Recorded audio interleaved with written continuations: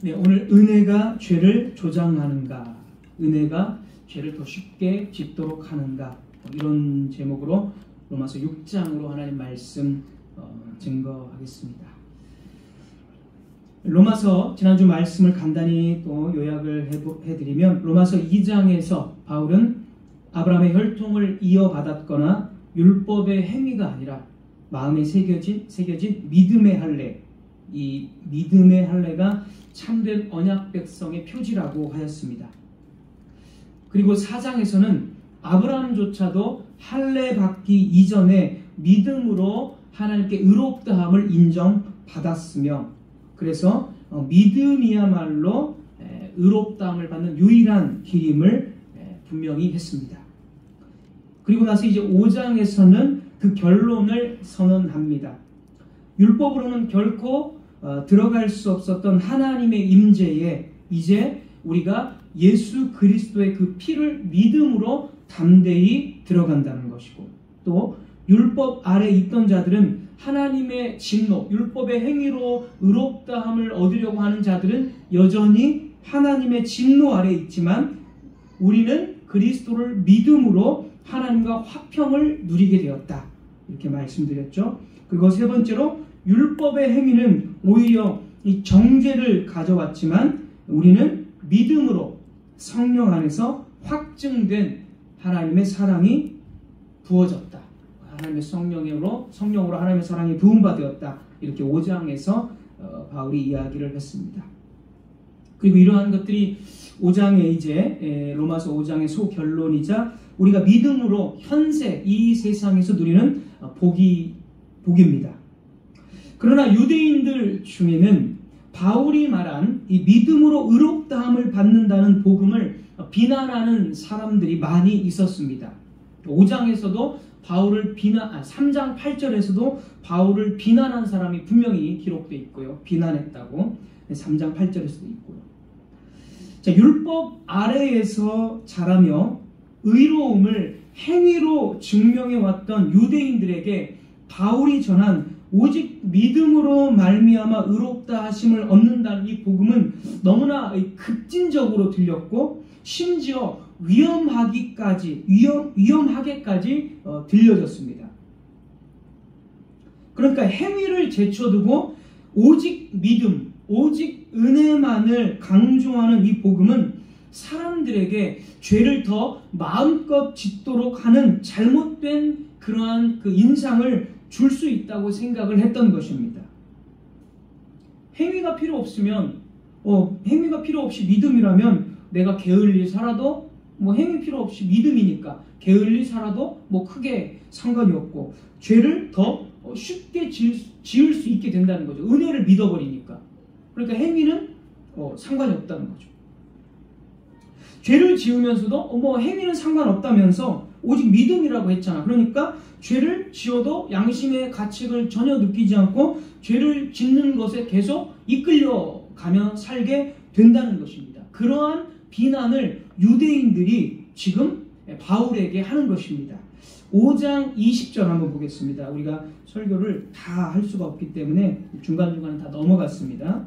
5장 20절을 한번 보겠습니다. 5장 20절 중간. 그러나 이 부분 보겠습니다. 5장 20절 그러나 죄가 더한 곳에 은혜가 더욱 넘쳤나니.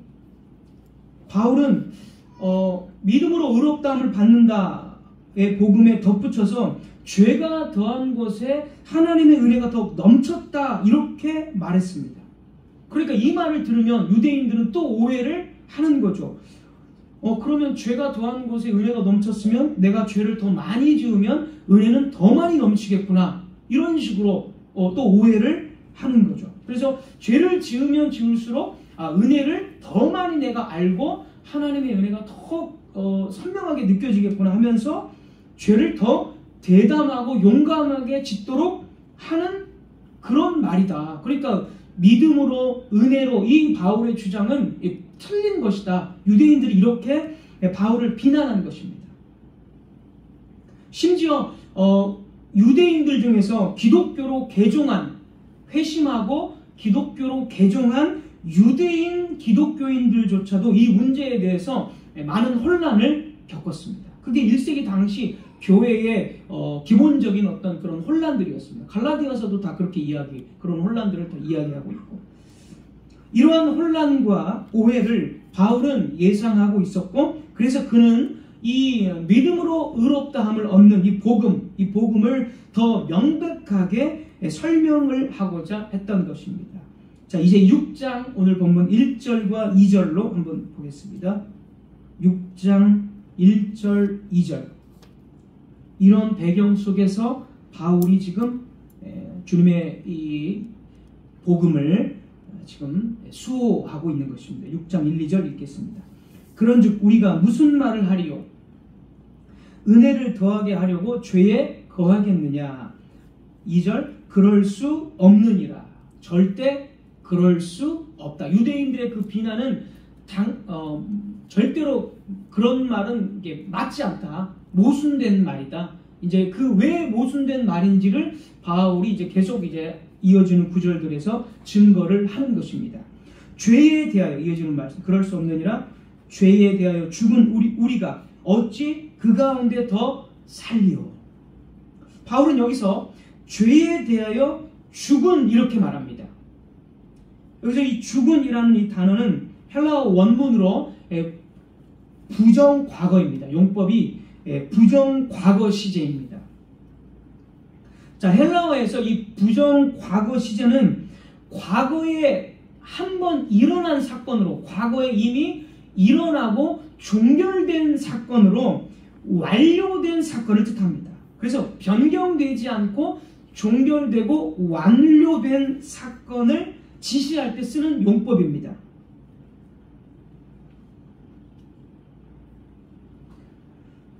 로마서 6장 7절도 마찬가지입니다. 죽은 자, 이는 죽은 자 했을 때 역시 부정과거. 8절도 만일 우리가 그리스도와 함께 죽었으면 부정과거. 이미 과거에 완료된 사건, 이미 죽었다는 것이죠. 그래서 바울이 지금 말하고자 하는 것은 과거 어느 한 사건을 통해서 죄에 대해서 이미 죽었다는 것입니다. 물론 현재도 뭐 죽은 것은 맞죠. 맞는 말인데 바울이 강조하고 싶은 것은 이미 한 사건으로, 종결된 사건으로 인해서 우리는 죄에 대해서 죽었는데 어떻게 죄 가운데 또 살겠느냐? 이건 논리적으로 말이 안 된다. 지금 그렇게 바울이 이야기하는 것입니다.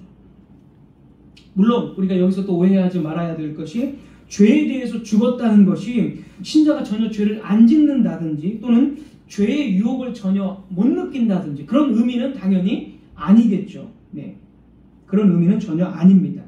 그래서 뭐 완벽한 사람으로, 뭐 예수님을 믿으면 완벽한 사람으로, 완전히 거룩하고 완벽한 사람으로 그런 상태가 된다, 이런 의미는 당연히 아닙니다. 이 죄에 대해서 죽었다는 것이 어떤 의미인지는 이제 뒤에 가서 계속 설명이 나옵니다. 그러나 또 어떤 사람은 이렇게 질문할지도 모르겠습니다.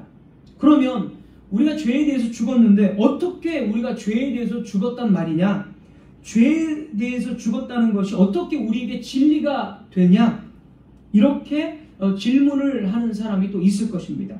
바울은 그런 질문을 예상한 듯이 3절부터 이제 또 그 질문에 대한 대답을 해 나가고 있습니다. 3절 한번 보겠습니다. 3절. 무릇 그리스도 예수와 합하여 세례를 받은 우리는 그의 죽으심과 합하여 세례를 받은 줄을 알지 못하느냐.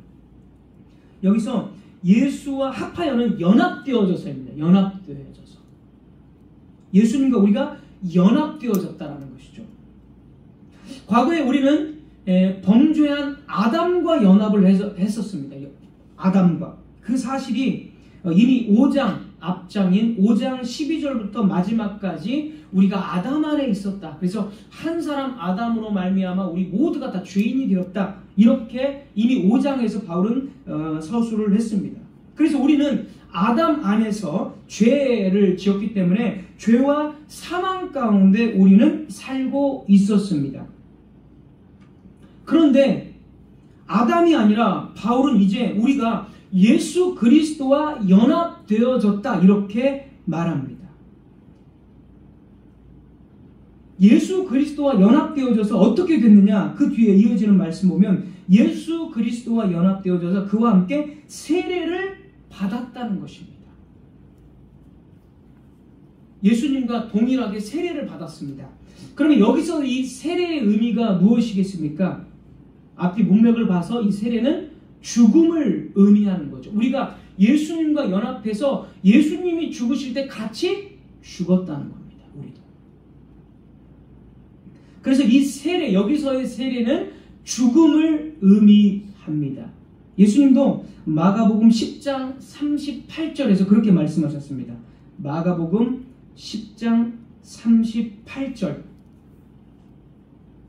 제자들에게 이제 자신이 죽으실 것을 제자들에게 이제 말씀하시는데요. 이렇게 말씀하십니다. 마가복음 10장 38절. 이르시되 너희는 너희가 구하는 것을 알지 못하는도다. 내가 마시는 잔을 너희가 마실 수 있으며 내가 받는 세례를 너희가 받을 수 있느냐. 여기서 예수님이 말씀하신 세례가 뭡니까? 십자가의 죽음을 지금 세례라고 예수님께서 표현을 하신 거죠. 바울도 마찬가지입니다. 지금 우리가 예수님과 연합되어져서 예수님이 죽으실 때 우리도 같이 죽었습니다. 이것은 이제 물론 영적인 일이기 때문에 2000년 전에 예수님께서 십자가에서 죽으실 때 어떻게 우리가 지금 2000년대에 태어난 우리가 1900년대, 2000년대에 태어난 우리가 어떻게 그 시점으로 돌아가서 같이 죽을 수 있느냐. 이거는 영적인 연합이기 때문에 그렇습니다. 물리적인 연합이 아니라. 영적으로 연합되어져서 2000년 전에 죽으신 예수님과 우리가 십자가에서 같이 죽었습니다. 이것을 우리가 세례받았다, 죽었다. 세례는 죽음과 동의어입니다. 여기서 같이 예수님과 죽었습니다. 예수님 혼자만 죽은 게 아니에요. 우리도 같이 죽었습니다. 그렇게 지금 바울이 이야기하는 것입니다. 4절도 보겠습니다. 4절, 우리 본문 4절.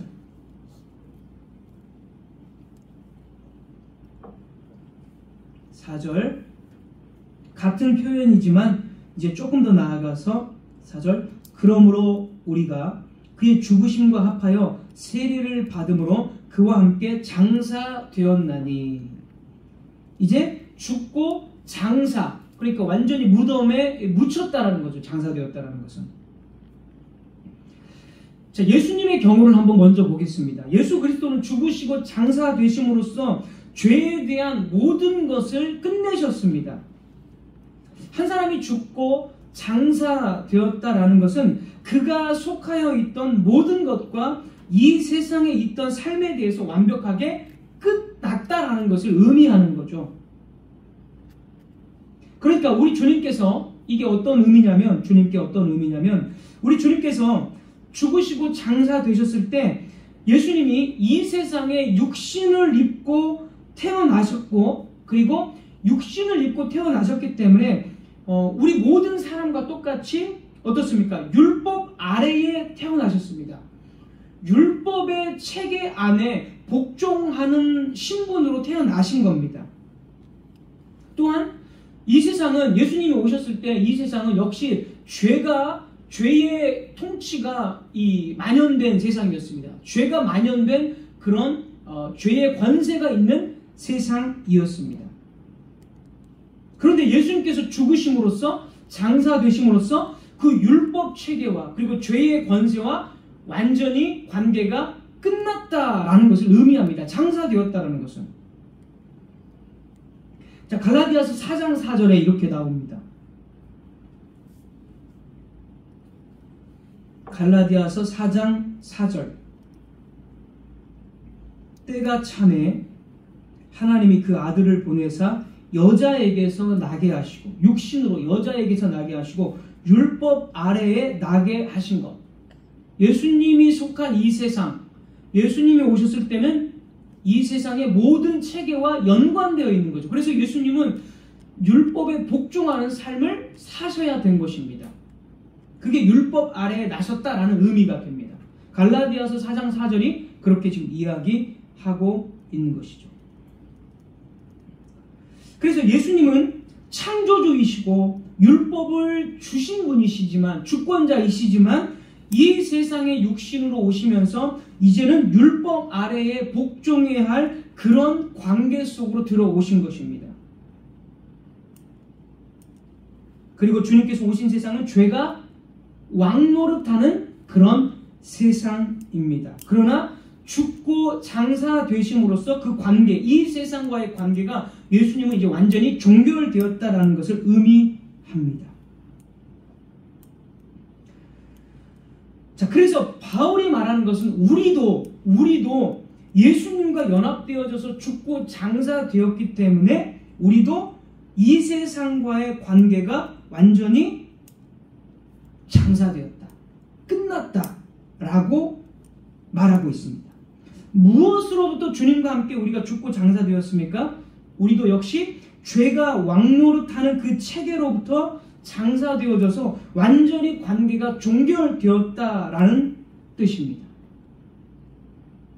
다시 한번 말씀드리면 죽고 장사, 우리가 예수님과 함께 십자가에서 우리가 죽었다라는 것은, 장사 지냈다라는 것은 죄의 왕노릇과 죄의 체제와 죄의 법칙과 죄의 권세와의 관계를 완전히 끊었다고 하는 최종적인 증거다라는 것이죠.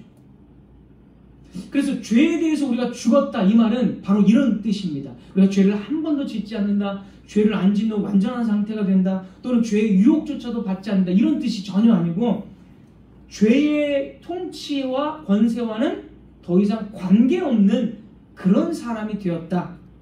이게 죄에 대해서 죽었다라는 정확한 의미가 됩니다.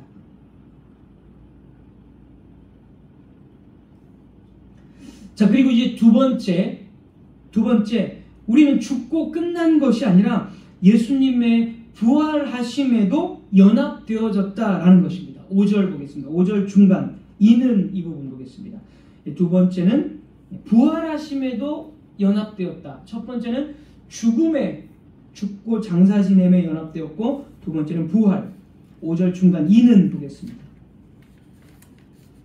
이는 아버지의 영광으로 말미암아 그리스도를 죽은 자 가운데서 살리심과 같이 우리로 또한 새 생명 가운데서 행하게 하려 함이라. 6절, 만일 우리가 그의 죽으심과 같은 모양으로 연합한 자가 되었으면 또한 그의 부활과 같은 모양으로 연합한 자도 되리라. 부활에 대해서도 연합되었다라고 말하고 있습니다. 자, 그러면 먼저 또 부활이라는 것이 예수님에게 어떤 의미입니까? 예수님께서는 죄와 사망의 권능과 왕노릇에 의해서 붙잡혀 있을 수 없다는 것을 의미합니다.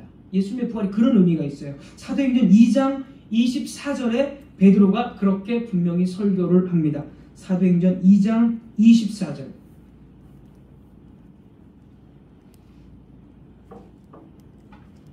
사도행전 2장 24절, 하나님께서 그를, 그 예수님이죠, 그는 하나님께서 그를 사망의 고통에서 풀어 살리셨으니 이는 그가 사망에 매여 있을 수 없음이라. 사망은 엄청난 힘입니다. 그리고 죄의 권능이 최고조, 최절정으로 나타나는 것이 바로 사망입니다. 왜냐하면 사망은 죄로 인해서 인간이 처해진 결과이며, 하나님께서는 고린도전서 15장 26절에서 맨 나중에 멸망받을 원수는 사망이다, 이렇게 선언하셨기 때문에, 그래서 인류에게 가장 강력하게 작용하는 어떤 그 원수, 가장 강력한 힘은 바로 사망입니다. 어느 누구도 사망에서 일어난 사람이 없어요. 어느 누구도. 그러니까 사망은 가장 강력한 겁니다. 그래서 예수님이 죽으셨을 때, 그리고 장사되셨을 때 사망과 이 지옥의 권세는 자신들이 승리했음을 확신했습니다. 그러나 그 확신은 헛된 것이었습니다. 3일째 되던 날 하나님의 영광스러운 능력이 역사해서 사망, 이 죄, 이 지옥의 권세를 무력화시키셨습니다. 예수님께서는 죄와 사망의 권세를 깨트리고 부활하심으로써 이제 사망을 이기셨다라는 그 권능을 보여주신 것입니다. 자, 그러나 동시에 사망을, 그러니까 죄의 권세, 왕노릇을 깨뜨리고 이기셨다라는 것, 부활이 그런 증거죠. 그것과 더불어서 동시에 무엇을 의미합니까? 아까 그 부활하셨다라는 것은 예수님을 인해서 이제 참된 의의 통치, 생명의 통치가 시작되었다라는 것을 증거합니다. 그게 부활입니다. 자, 다시 한번 정리하면 예수님의 부활은 죄가 왕노릇하는 강력한 사망의 통치를 이기셨다는 의미죠. 부활하셨으니까. 그런데 동시에 예수님의 부활을 통해서 우리가 새 생명 가운데 행한다는 거잖아요. 그 말이 무슨 말입니까? 이제 우리가 죄의 왕노릇하는 통치에서 벗어나 예수 그리스도의 의의 통치 가운데 들어가게 되었다. 즉 의의 통치, 생명의 통치가 시작되었다는 것을 의미합니다. 부활의 의미가. 그게 예수님이 부활하신 의미입니다. 그래서 부활하시고 승리하신 우리 주님은 다시금 하늘의 영광의 자리로 올라가셨습니다. 창세전에 아버지와 함께 누리셨던, 그래서 그 영광의 자리를 잠시 인간의 몸으로 떠나오셨지만 다시금 승리하신 주님은, 사망 권세를 깨트리고 생명의 통치를 시작하시는 예수님은 이제 하나님이 거하시는 그 보좌, 영광의 자리로 다시금 올라가셨습니다. 자, 그리고 중요한 건 뭐냐면 그분은 단지 홀로 가신 것이 아닙니다. 그분은 우리를 위해서 그 거처를 예비하러 가신 것입니다. 요한복음 14장 2, 3절. 굉장히 중요한데요. 이 부분이 또 요한복음 14장 2, 3절입니다.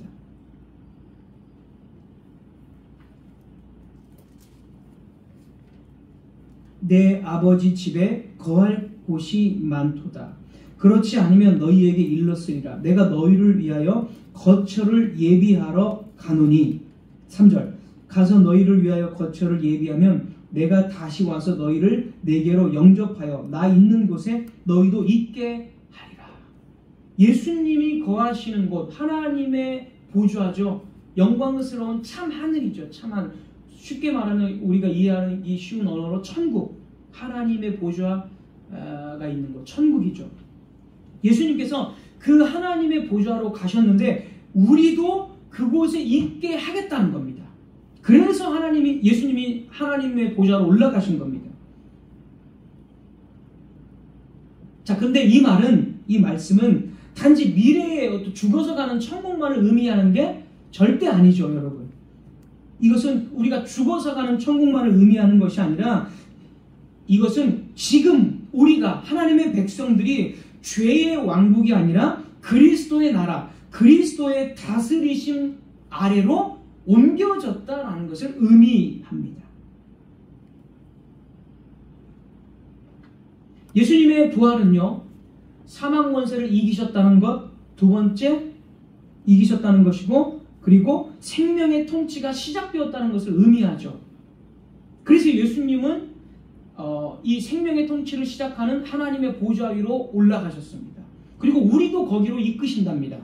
그것은 우리가 죽어서 가는 하나님 앞에 가는 것, 그것도 의미하지만 여기서 또 하나 중요한 것은 예수님께서 그 하나님의 보좌에서 다스리고 계시기 때문에 우리가 그 다스림으로 옮겨졌다를 의미하는 거죠. 이렇게 정리를 여러분이 하실 수 있습니다.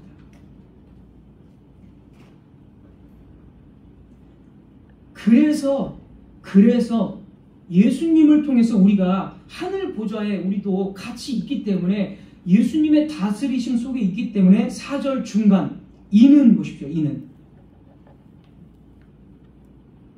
4절 중간 이는, 이 부분 다시 보겠습니다. 이게 어떤 의미인지. 이는 아버지의 영광으로 말미암아 그리스도를 죽은 자 가운데서 살리심과 같이 우리로 또한 새 생명 가운데서 행하게 하려 함이라. 여기서 중요한 게 새 생명 가운데서 행하게 하려 함이다. 왜 우리가 새 생명 가운데 행하게 됩니까? 죄의 왕국에서 옮겨져서 어디로? 그리스도의 나라, 하나님의 의의 통치의 나라로 옮겨졌으니까 그 결과는 당연히 바울이 말한 대로 새 생명 가운데 행하게 되었다라는 것입니다. 그래서 부활하심의 또 다른 결과는 뭡니까? 예수님이 하신 것이 그대로 우리에게 적용됩니다. 예수님이 죽음을 이기신 것처럼 우리도 죽음을 이긴 자들이고, 예수님께서 의의 통치를 여신 것처럼 우리 또한 예수님 안에서 이제 의의 통치, 새 생명 가운데 새로운 세상, 새로운 체제 가운데 우리가 옮겨졌다라는 것을 뜻합니다. 그것은 이전과 전혀 다른 새로운 삶입니다. 그래서 새하늘과 새 땅이라고 이야기하죠. 고린도후서 5장 17절도 동일하게 말합니다. 고린도후서 5장 17절, 그런즉 누구든지 그리스도 안에 있으면 새로운 피조물이라. 이전 것은 지나갔으니 보라 새 것이 되었도다. 우리 새 것이 되었어요. 새로운 체제, 새로운 존재, 우리가 그런 피조물이 되었다라는 거죠. 빌립보서 3장 20절에는 뭐 다 같은 말씀인데 여러 방향으로 이야기합니다. 우리가 더 이해하기 쉽도록 빌립보서 3장 20절에서는 우리의 시민권은 하늘에 있다. 하늘. 우리는 예수 그리스도께서 다스리시는 하나님의 보좌에 같이 앉아있기 때문에 하늘에 있어요. 우리의 시민권이. 골로새서 1장 13절 하나만 더 소개하겠습니다. 골로새서 1장 13절, 바울은 이렇게 이야기합니다. 그가 우리를 흑암의 권세에서 건져내사. 흑암의 권세, 다 똑같은 말이죠. 죄의 왕노릇하는 세상, 죄의 통치가 있는 이 세상에서 건져내서 그의 사랑의 아들의 나라로 옮기셨으니, 그의 사랑의 아들의 나라, 하나님의 왕국, 하나님의 통치하시는 나라, 의의 통치의 나라, 다 같은 말이죠. 그렇게 우리가 옮겨졌다. 옮겨졌으니까 당연히 어떻게 해요? 당연히 새 생명 가운데 우리가 행하는 거죠. 바울의 논리가 바로 이겁니다.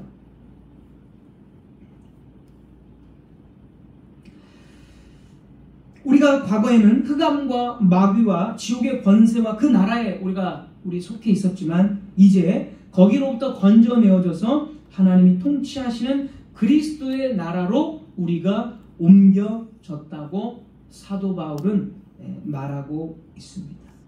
자, 그러면 이것은 어떤 그림입니까? 죄가 통치하는 나라에서 하나님의 나라로 옮겨진 것, 그러니까 죄에서 해방되어져서 의의 삶을 사는 것, 이것을 우리는 구약적인 그림으로 무엇이라고 이야기하죠? 우리는 출애굽이라고 이야기를 하죠. 그러니까 모세 시대에 하나님께서 자기 백성을 애굽에서 이끌어내셔서 가나안 땅으로 옮기신 것, 이것을 출애굽이라고 하는데, 바로 바울은 이 6장에서 이런 출애굽의 언어를 사실 쓰고 있는 것입니다.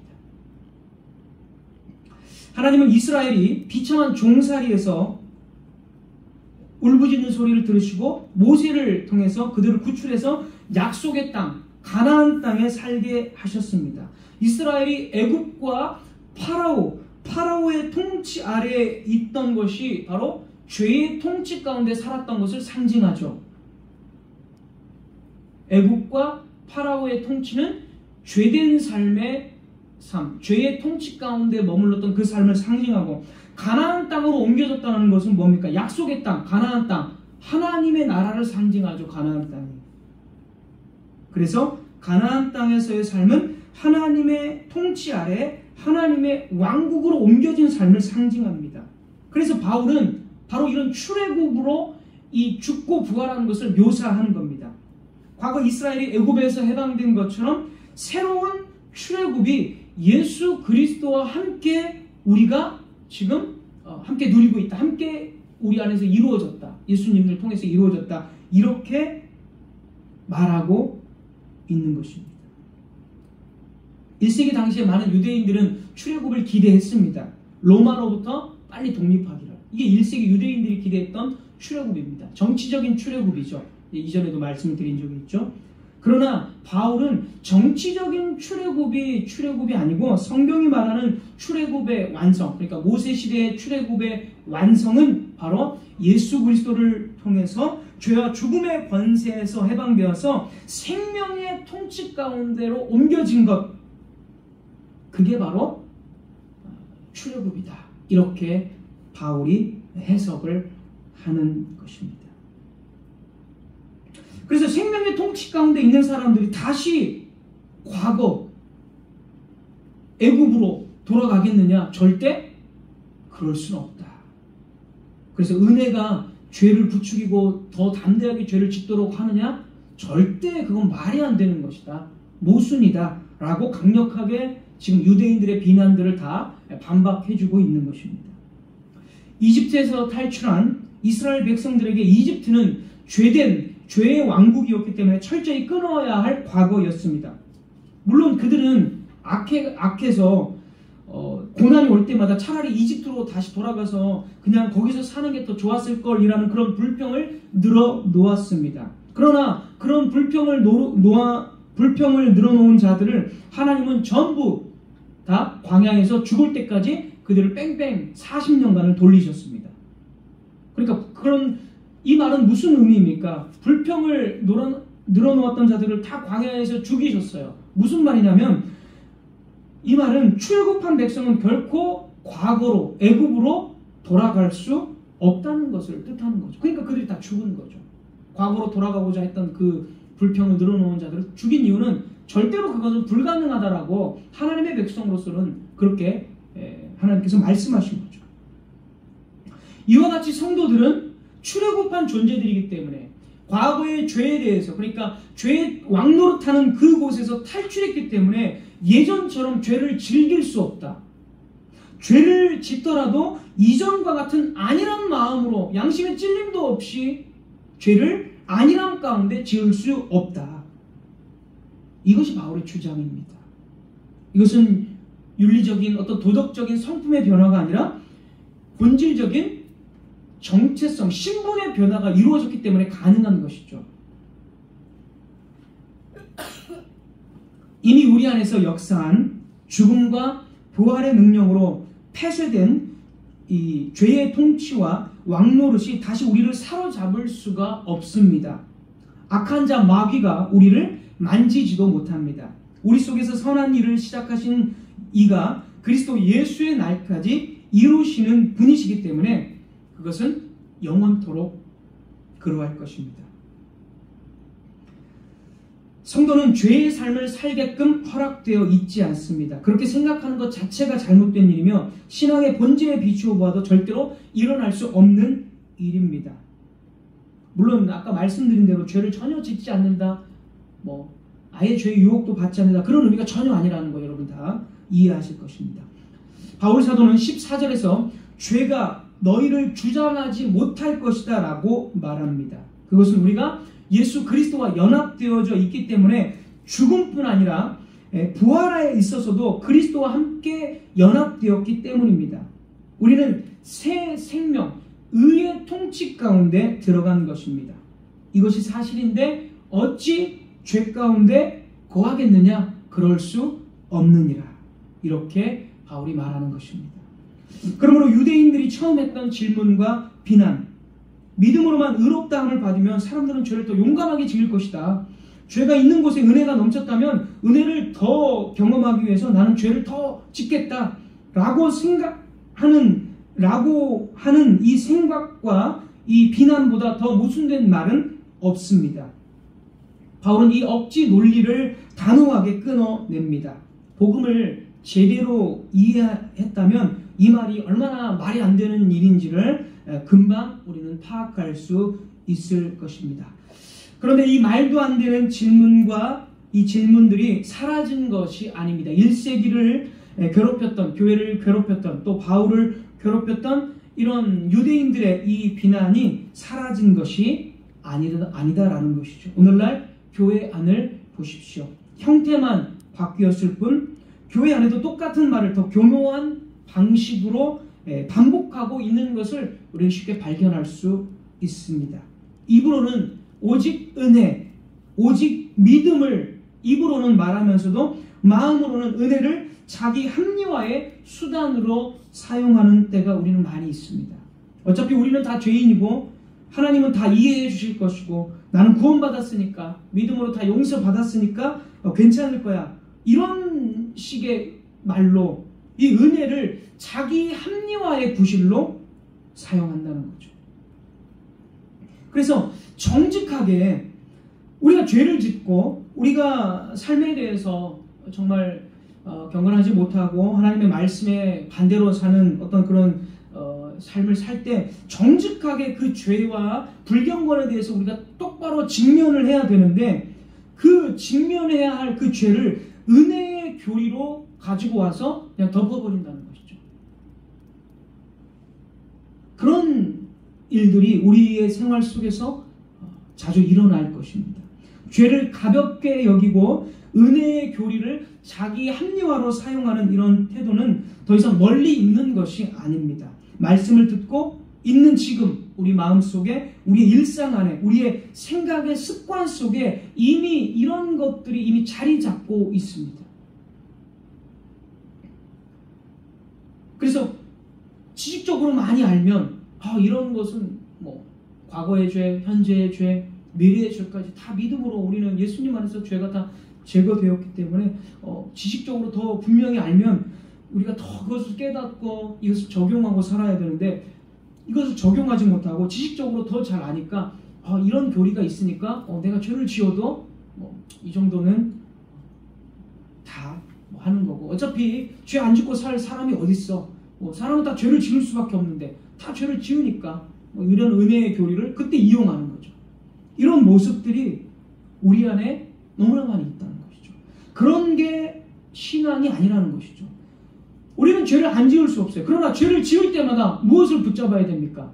내가 죄에 대해서 죽었고 의의 통치의 삶을 살도록 부름받았는데, 의의 통치의 삶을 계속 저버리는 나의 모습을 보면서 우리는 하나님 앞에 더 자복하고 하나님 앞에 더 의의 삶을 살 수 있게 해달라고 그 은혜를 또 붙잡는 삶이 되어야 되는데, 그렇지 않다라는 거죠.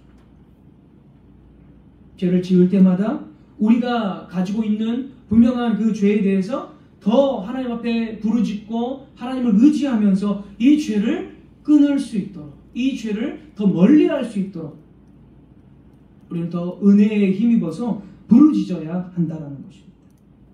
우리는 예수 그리스도와 함께 죽고 다시 살아났습니다. 무엇에 대해서 죽고 무슨 목적을 위해서 다시 살아났습니까? 죄에 대해서 죽었고 4절에서 말한 대로 새 생명 가운데 행하기 위해서 우리는 주님과 함께 다시 산 것입니다. 이 말은 이제 우리의 삶은 새 생명 가운데 하나님을 기쁘시게 하는 방향으로 걸어가야 한다는 뜻입니다. 우리의 삶에 하나님이 미워하시고 하나님이 분명히 기뻐하지 않을 거야 라는 그런 삶의 모습이 있다면 우리 그것을 조정하고 다시 하나님 기뻐하는 삶으로 방향을 바꾸어야 합니다. 우리가 하는 말, 우리의 눈길, 우리의 소비 습관, 우리의 관계, 우리가 사용하는 시간, 우리의 직장과 가정, 심지어 혼자 있을 때까지의 모든 삶의 태도까지도 하나님이 기뻐하시는 의의 통치의 삶을 우리는 살아가야 합니다. 사랑하는 성도 여러분, 오늘 예수 그리스도는 당신의 복음으로 여러분에게 찾아오셨습니다. 그분은 여러분에게 자신이 죽었고 다시 살아났다고 말씀하셨습니다. 또한 우리들도 그리스도와 함께 죽었다가 다시 살아난 존재, 출애굽한 존재라고 말씀하십니다. 그래서 우리에게 옛삶이 아닌 새롭고 경이로운 삶을 주셨습니다. 그리스도 안에 있으면 새로운 피조물이라. 이전 것은 지나갔으니 다 지나가 버렸습니다. 우리는 새 것이 되었습니다. 그래서 우리는 이 은혜의 말씀을 잘 이해했다면 이제 저와 여러분은 옛 삶과 새 생명의 삶의 차이가 어떠한 것인가를 봅니다. 우리는 옛 삶이 어떤 의미를 가지고 있는지를 진실로 알았을 때 그 옛 삶이 참으로 무섭다는 것을 인식하게 되었습니다. 우리의 옛 삶이 어떻습니까? 주님을 모르고 그냥 내 욕심대로 살았던 삶, 그 삶이 얼마나 수치스럽고 얼마나 기만적인 삶이었습니까? 얼마나 부끄러운 삶입니까? 그런 부끄러움에 어떤 수치스럽고 부끄러운 옛 삶을 우리는 인식할 수 있게 되는 것이죠.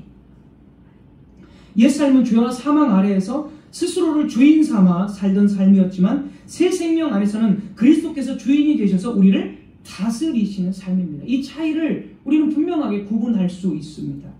우리는 더 이상 죄에 이끌리는 존재가 아니라 의의 통치 아래 거하며 날마다 성령의 능력으로 죄를 이기고 하나님께 순종하는 자들입니다. 이 새 삶은 단순한 도덕적 변화가 아니라 그리스도의 의가 우리 안에 역사하시는 통치이며 우리 삶 전체가 그의 주권 아래 새롭게 세워지는 참된 생명입니다. 과거의 삶이 익숙하고 때론 달콤한 유혹처럼 떠오를지라도 성도는 다시는 그 길로 돌아갈 수 없습니다. 과거로의 회귀는 선택지가 아니라 폐쇄된 길입니다. 성도의 길은 오직 믿음으로 열린 생명의 길을 향해 나아가는 것이며 그 길에서 우리는 날마다 옛사람을 벗고 새사람을 입으며 자유함 가운데 거룩함을 향해 나아가는 것입니다. 말씀을 맺겠습니다. 이집트로 돌아간다는 것은 생각조차 하지 마십시오. 그보다는 우리가 어떤 존재인지 그리스도께서 과거에 무슨 일을 하셨고 지금도 어떻게 나를 부르시고 찾아오셨는지를 주의 깊게 생각하십시오. 여러분은 그리스도 안에서 날마다 새로운 존재로 변화되어 영광에서 영광에 이르게 한다는 이 약속을 세상의 모든 유혹과 환난 속에서 신실하게 붙잡아야 합니다. 주님은 지금도 우리 안에서 일하고 계십니다. 새 생명을 입은 우리를 더 빛나게, 더 거룩하게 빚어가고 계십니다. 기도하겠습니다.